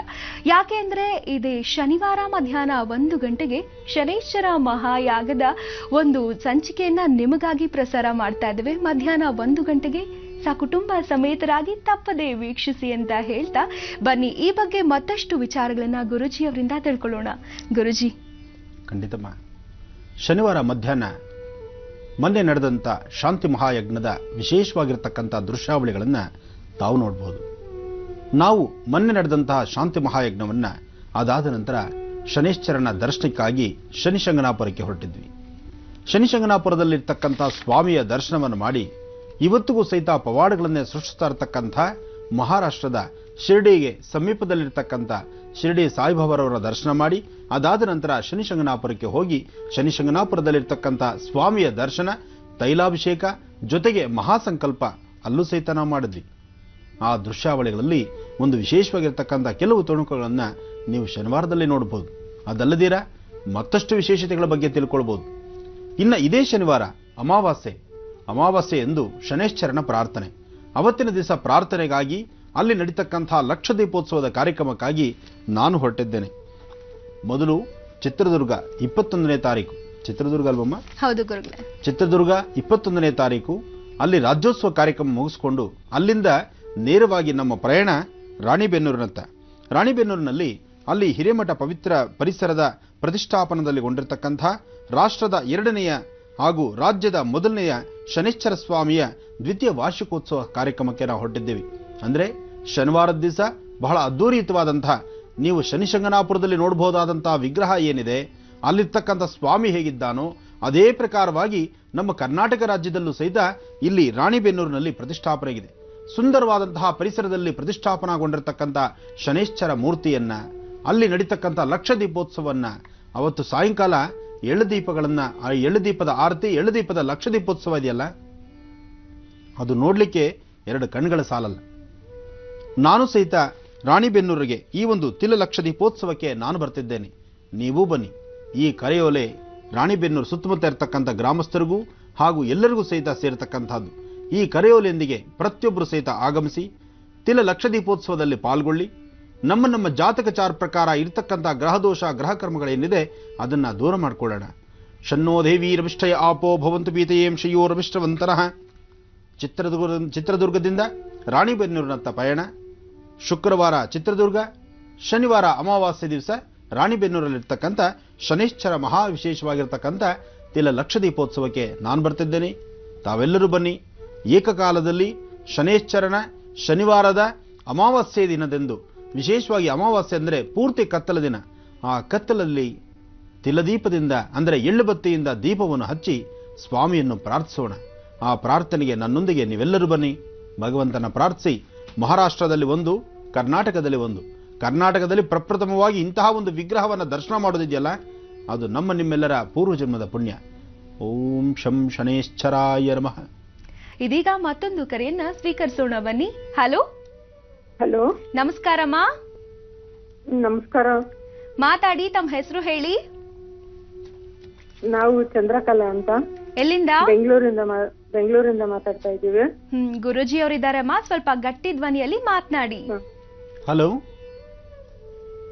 Hello hello hello